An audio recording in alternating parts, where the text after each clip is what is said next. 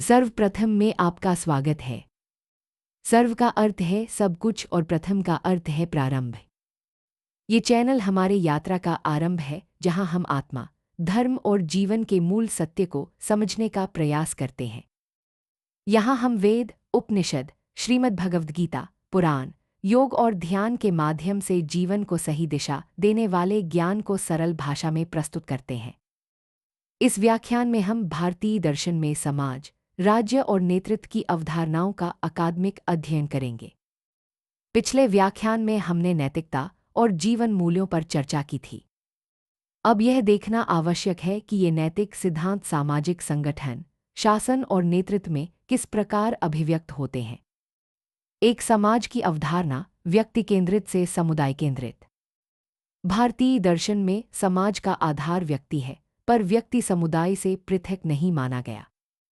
यहाँ समाज सहयोग पर आधारित है, कर्तव्य और उत्तरदायित्व से संचालित है, नैतिकता और करुणा से बंधा है। समाज का लक्ष्य केवल समृद्धि नहीं, बल्कि संतुलन और कल्याण है। दो वर्ण और आश्रम सामाजिक संगठन का दार्शनिक आधार। भारतीय परंपरा में वर्ण और आश्रम को सामाजिक नैतिक ढांचे के रूप में प्रस्तुत किया गया। वर्ण कार्य और गुण पर आधारित, आश्रम जीवन के चरणों में कर्तव्य विभाजन। इनका उद्देश्य सामाजिक समन्वय, कर्तव्य संतुलन, नैतिक विकास था, न कि जन्माधारित भेदभाव।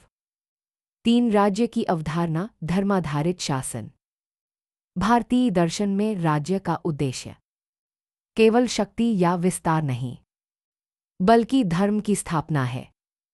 राज्य को नैतिक संस्था, लोक कल्याण का साधन, न्याय और सुरक्षा का रक्षक माना गया। राज्य की वैधता धर्म से आती है, न कि केवल सत्ता से। चार राजा का आदर्श राजर्षि की संकल्पना। भारतीय राजनीतिक दर्शन में राजा को राजर्षि के आदर्श पर आंका गया।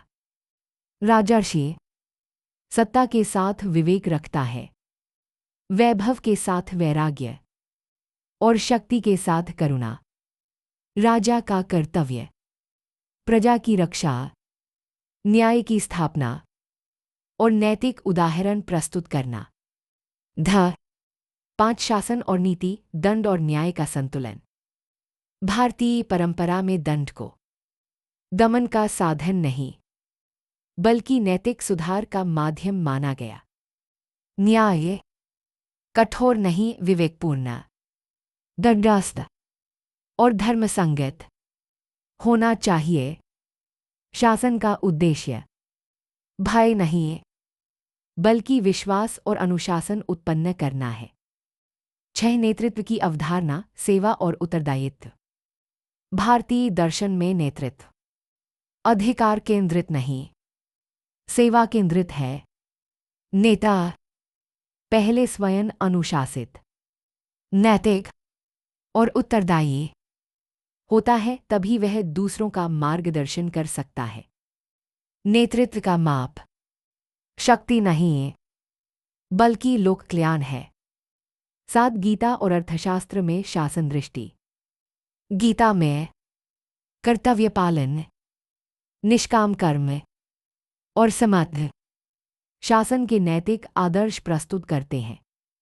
अर्थशास्त्र में प्रशासन, अर्थ और सुरक्षा पर व्यावहारिक दृष्टि मिलती है, परंतु उसका अंतिम लक्ष्य भी राज्य कल्याण ही है। 8 आधुनिक संदर्भ में प्रासंगिकता। आज के संदर्भ में नैतिक संकट, नेतृत्व विश्वास की कमी और सामाजिक असंतुलन। गैबीर भारतीय दर्शन का यह दृष्टिकोण मूल्याधारित शासन की प्रेरणा देता है। यह उत्तरदायी नेतृत्व, नैतिक राजनीति और समावेशी समाज का मार्ग सुझाता है।